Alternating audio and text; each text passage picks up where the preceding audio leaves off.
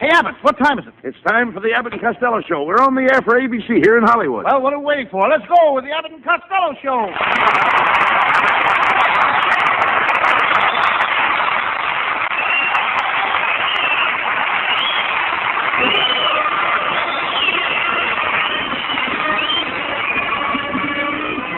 Yes, it's the Abbott and Costello Show, produced and transcribed in Hollywood for your listening and laughing pleasure with chuckles for the carload and music by Matty Malvik. So hold on to your chairs, folks. Here they are, Bud Abbott and Lou Costello.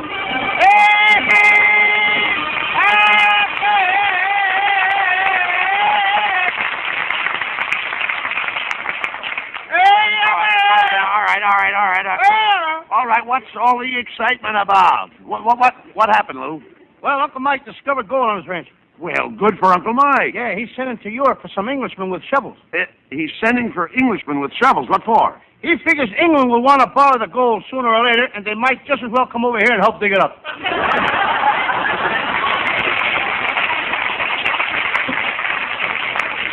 Oh, let's face it, Costello. Your Uncle Mike is a moron. Oh, no, he's not. No? He's going to be a great scientist someday. Right now, he's working on a new insecticide. He is? Yes. Last week, he got out his notebooks and locked himself in his laboratory with 10,000 mosquitoes.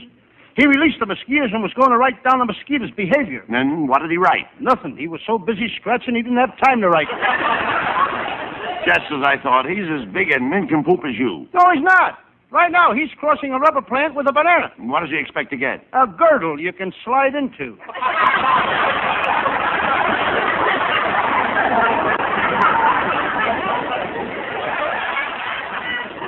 You know, your whole family are jerks. Look, by the way, what was that silly-looking thing on the radiator of your car this afternoon? Well, you see, I can't afford a radiator cap, so I trained my little dog to sit on the radiator. Your dog sits on the radiator? Mm-hmm. Does he bark much? Only when it boils over. Well,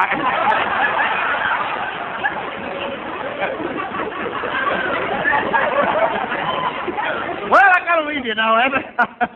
I got a job as a babysitter. You a babysitter? Yep. Babysitters are girls. Well, what's wrong with the man? My Uncle Jim Kelly was a sitter. He isn't around anymore, though. He isn't? What happened? While he was sitting, the warden pulled the switch. Oh, get him out.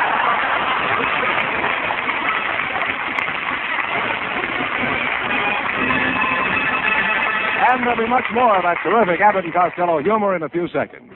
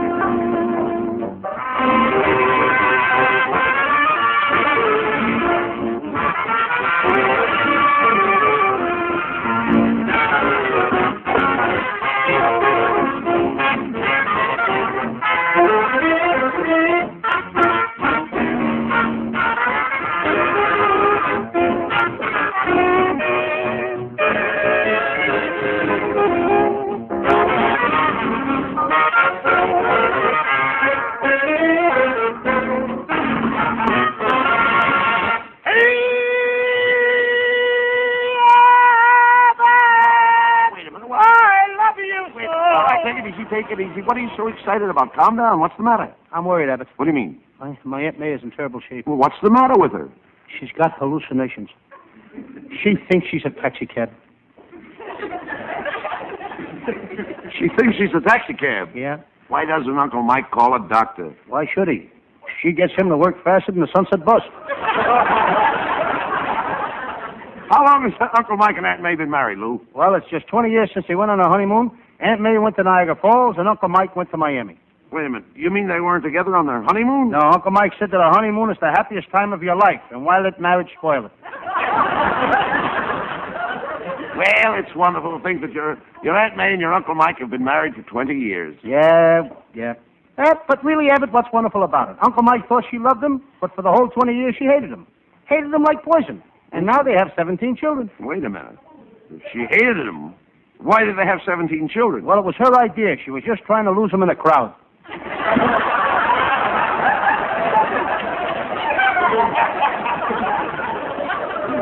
Is that mean to him, Lou? Well, she beats him up all the time. He wouldn't mind it if it wasn't for the children. The children? Yeah, they beat him, too. He must be really henpecked. Yes, he is. She tries to keep him in the house every night. Saturday, when he started to take his bath, she put 6 boxes of Jell-O in the tub so he'd get stuck. Luckily, it was raspberry, and he ate his way out.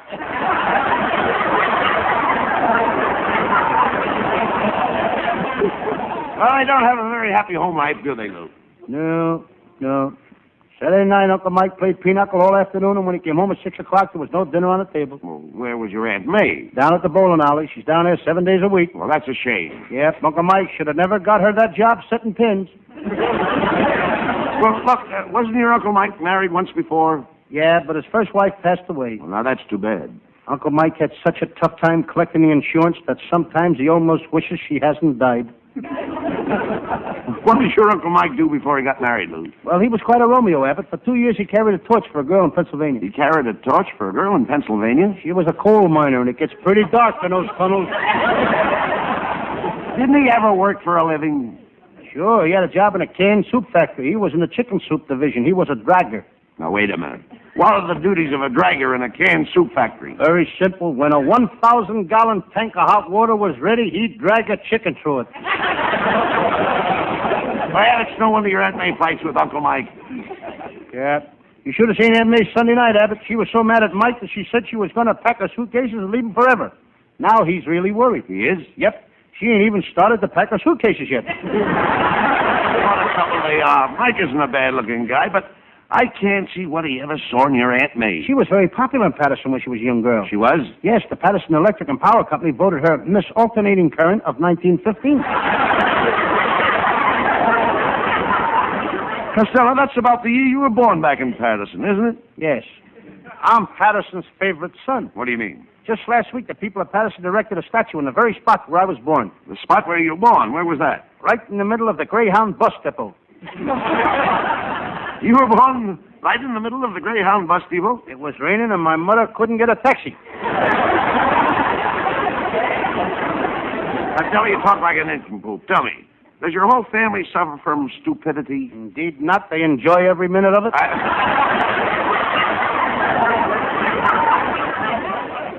Hey there, Costello. I want to talk to you. Mister, do I owe you any money? No. Mm-hmm. Did I ever give you a tip on any of my horses? No. Have you got a red-headed sister in Chicago? No. Okay, go ahead and talk to me.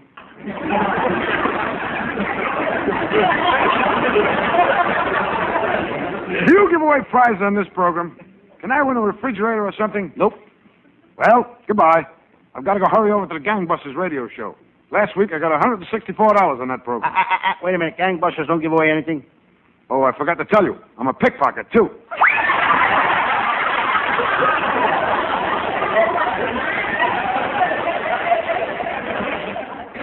Now I know where I saw that guy, Abbott. It was the 30th anniversary party. Yours.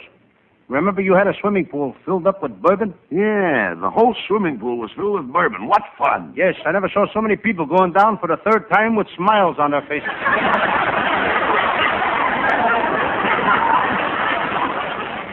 Well, never mind that. The whole town is talking about my anniversary party. Didn't my wife Betty look beautiful? I'm very proud of my wife. Every man in town was fighting over her, but I got her. Abbott, you didn't fight hard enough.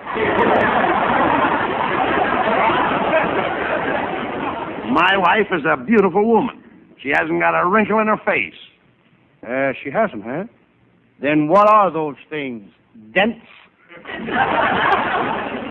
Costello, you know nothing about women. I don't even know why I even discussed the subject of women with you. Well, it's not my fault, Abbott. I led a very sheltered life. Then I met a lovely little redhead, and I learned about women from her. You did? I'll never forget our first date. We sat on the riverbank in the moonlight. She moved closer to me, then I moved closer to her. Then the moon went behind a cloud. Then it happened. What? She let me tighten the string on her ukulele.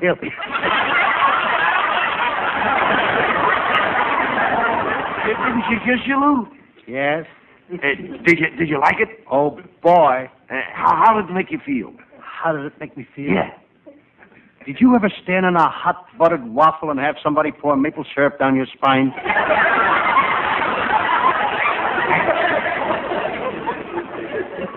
How did you get along with her, Lou? Oh, good. The second time we had a date, I took her sightseeing on a bus. Rubberneck?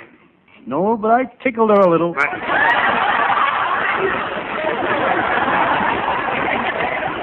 Hello, boys. Hey, look, Costello, it's our secretary, Viola Vaughn. Well, Viola Vaughn. That's my line, Lou. Take it. Well, Viola Vaughn. I understand you bought a new car. How do you like driving in California? Well, it would be. That's It your would be. choice.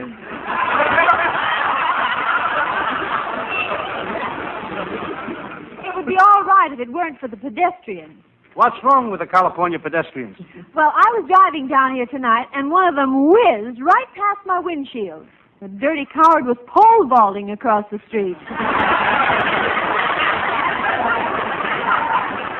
Sneaky devils, ain't they?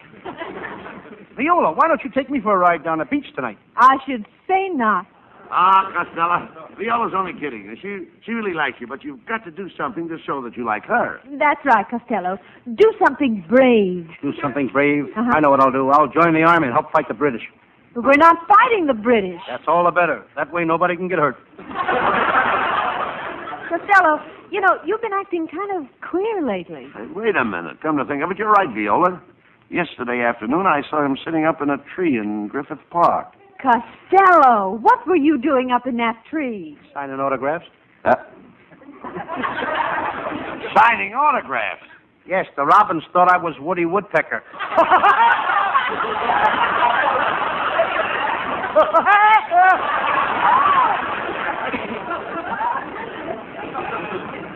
Costello, here's another thing. Why do you always carry an umbrella on your arm? Why don't you get a girl on your arm? You know, a girl is much nicer than an umbrella. Oh, I don't know, kiddo. When you're through with a girl, can you fold her up and hang her in a closet?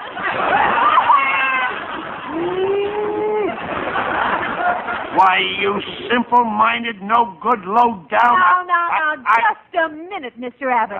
Have you ever stopped to consider that Costello's reasoning capacity and his functional capabilities for logical delineation are coordinated, comprehensive, and negligible? Is it compulsory to you to abuse this poor, moronic, social incompetent simply because the poor slob doesn't possess the mental capacity of an imbecile? But Viola... Just a minute, Abbott. You've had this coming to you for a long time. Let her finish. Continue. Tell them what a slob I am. Viola, Viola, I can't help it if Costello is stupid. Who's stupid? I want to say something, Abbott. I'm always studying, always reading. I just finished a book called When Frankenstein Meets the Wolfman in Dracula's Garden, where the Spider-Woman killed the cat girl. What's the story about? Two bums living in the La Brea tar pits. Well, I've got to go now, boys. I'm taking my painting lessons. Do you paint? Oh, yes. I draw birds with charcoal. I paint flowers in watercolor. What do you do in oil? Fry potatoes. Go on, Costello. You know, Abbott, there's a girl going places. She is? Yes, sir. And if she hurries, she can be the first one in line to collect her unemployment insurance. Oh, get him out!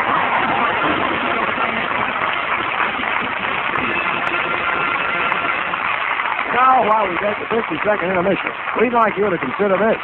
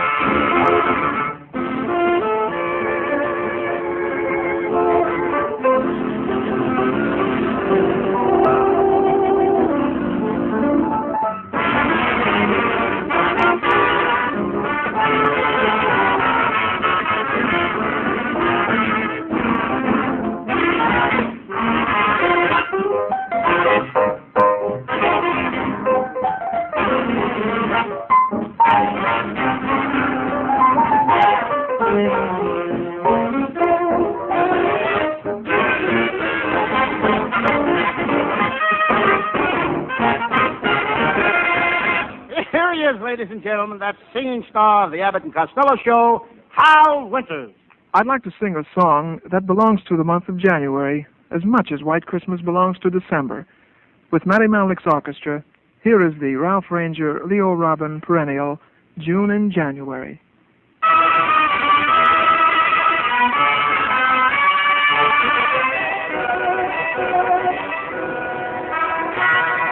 It's June in January because I'm in love. It always is spring in my heart with you in my arms. The snow is just white blossoms that fall from above. And here's the reason, my dear, your magical charm.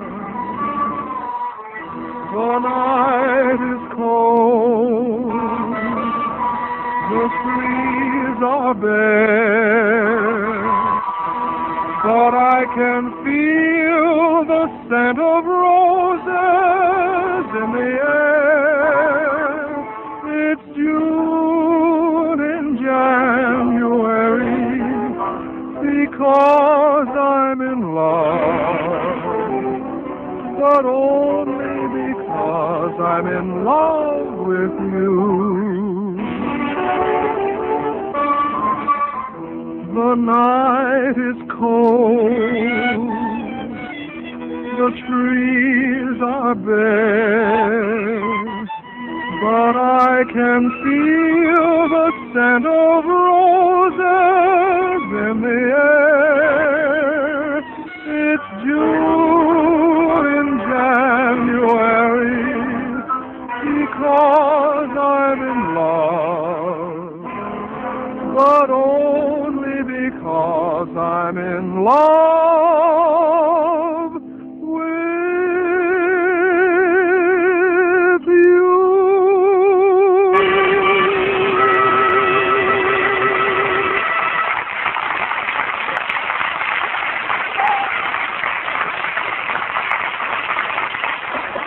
Hey, Abbott.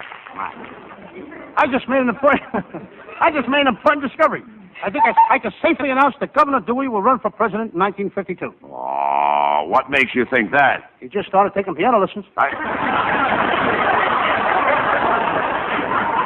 You know, Costello, ever since you started playing the part of Sam Shovel, private detective, you've got your nose in everybody's business. You've been as busy as an ant. Ants are busy. Certainly.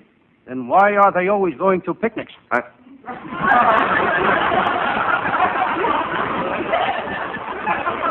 When you talk sense, what is that letter you have in your hand? Well, Abbott, it's another fan letter. Listen to this. Dear Lou Costello, a Sam Shovelly detective, you are the greatest thing on radio. I love your show. But my wife won't listen to it. She says she needs you like she needs a hole in the head.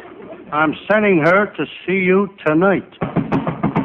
Mm-hmm. Mr. Costello, there's a lady to see you. What does she look like? She's a short, fat woman with a hole in her head. Oh, never mind. What is your Sam Shovel detective story for tonight, Luke? I think I'll do one of my old Western cases. I call it the case of the general, who opened up a drive-in and was caught selling horse meat, or Custer's last hamburger stand. Well, now you're talking. Let's do it.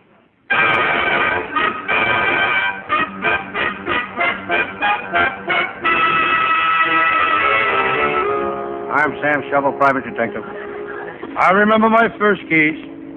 Three-eyed Maxie the murderer. He had 3 eyes. He was the only man in the world with 20/20/20 vision. And there was my second case. Terrible Tony, the toughest gangster in Los Angeles. He was a bronze giant with muscles of steel and an iron fist. I had to shoot him. May he rust in peace.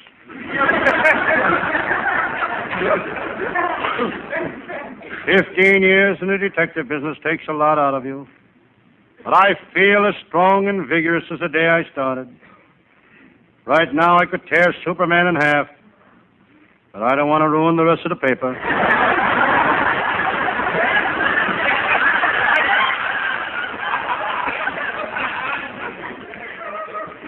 I feel kind of thirsty. I go to the sink. This Los Angeles water is getting hotter every day. I glance out of my window. There's the headquarters of the Republican Club. On the window there's a sign, GOP. I just found out what GOP means.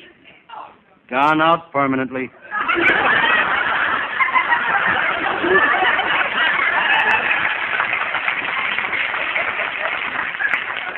I look down at my desk. There's my new wristwatch. My new wristwatch.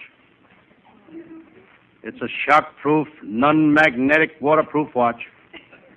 The directions say don't take this watch out of the box. Fresh air ruins it. I think I'll give it to my secretary. What a secretary. She got the job the hard way.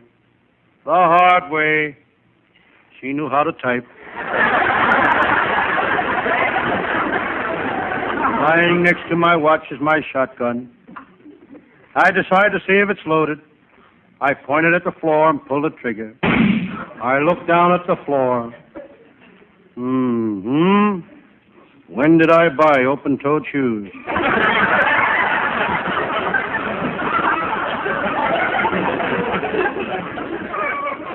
I reach in my coat pocket. Here's a wallet I found last night. I hope I can find the owner.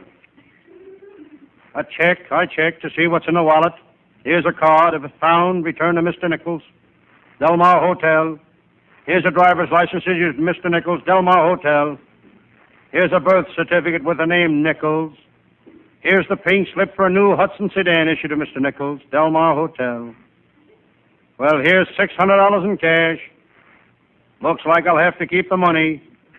Serves that guy right. He should carry some identification.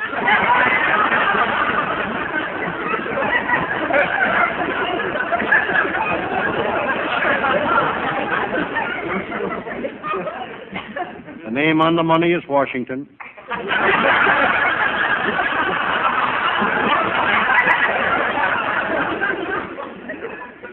Now, let me see. Oh, yes. It's about time for my pal, Lieutenant Abbott of the Homicide Squad, to show up. Abbott had a pretty tough week chasing crooks. Monday night, he was held up on Main Street. Tuesday night, he was held up on Broadway. Wednesday night, he was held up on Sunset Boulevard. If Abbott would stay out of those saloons, he wouldn't need anybody to hold him up.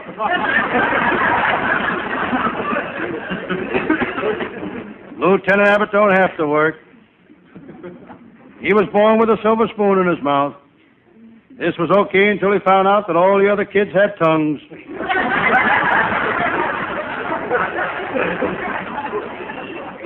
It's not easy to be born with a silver spoon in your mouth. Up to the time Abbott was 19, all he could say was Rogers Brothers, 1847.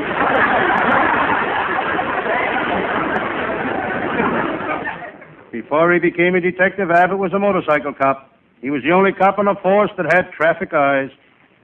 Real traffic eyes.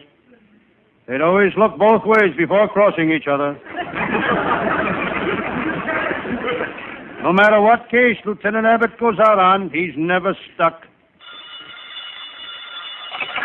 Hello, Sam Shovel, private detective speaking. Hello, Sam. This is Lieutenant Abbott. Sam, what time do the vaults open in the Fourth National Bank? At 9 o'clock tomorrow morning. Not till 9 o'clock tomorrow morning? That's right, Lieutenant Abbott. You can't get in those vaults till 9 o'clock tomorrow morning. Who wants to get in? I'm trying to get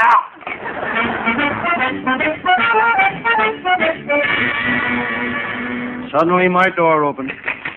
Sam Shovel. It was my pal, Lieutenant Abbott. He was scared to death. He was perspiring.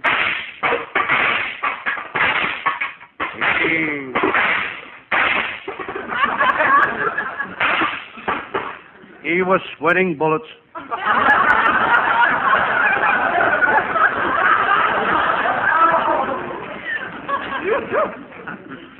Lieutenant Abbott, how'd you get out of that bank vault?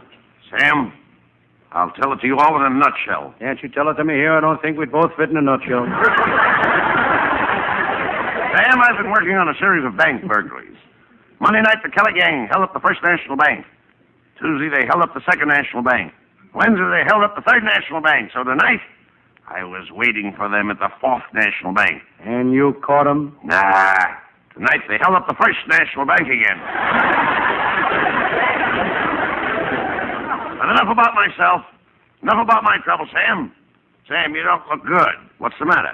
I didn't get any sleep last night, Lieutenant. A burglar climbed into my bedroom window and made me get out of bed. I stood there shivering in my long underwear. Why didn't you holler for help?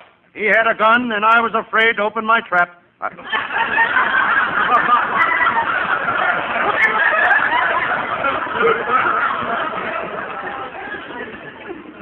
After the burglar left, I still couldn't get any sleep. I was worried about my brother Pat.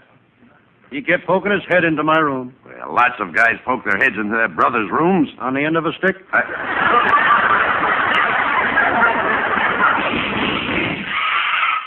Sam, did you hear those shots? They came from the office next door. Who runs that office next door? An organization called the American Society of Patriotic Americans for the Preservation of Freedom in the United States of all and for all patriotic Americans. What do? They're foreign spies.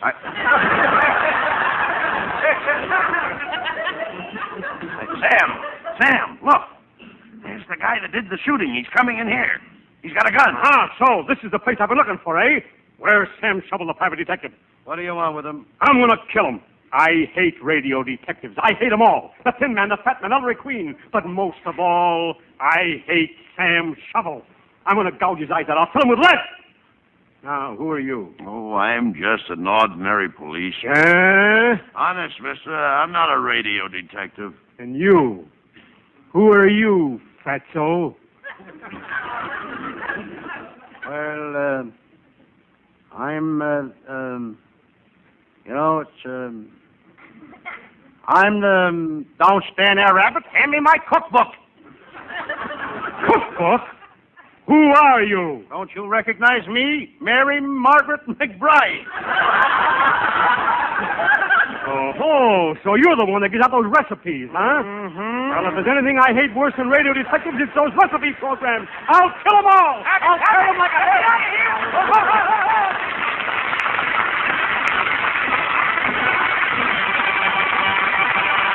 Costello will wind up tonight's hijinks in just a moment, plus after a little advice from this fellow.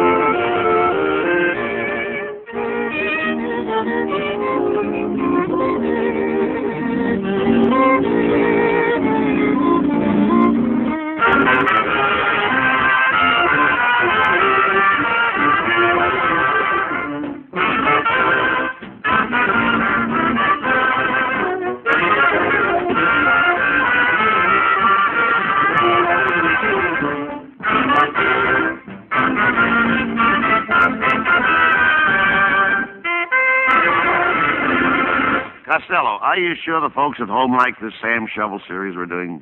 Oh, certainly, Abbott. Listen to this letter. Dear Lou Costello, other radio detectives get you to listen, expecting something big on their shows. Then in the end, they have nothing. You never disappoint the listener. You have nothing right from the start.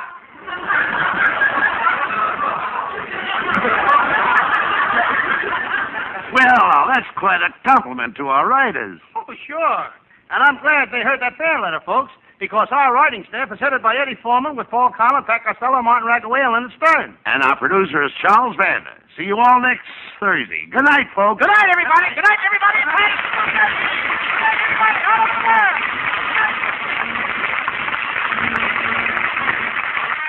Listen each Thursday night at this time for another great Abbott and Costello show, produced and transcribed in Hollywood. Be sure to stay tuned for the outstanding entertainment which follows throughout the evening on this ABC station.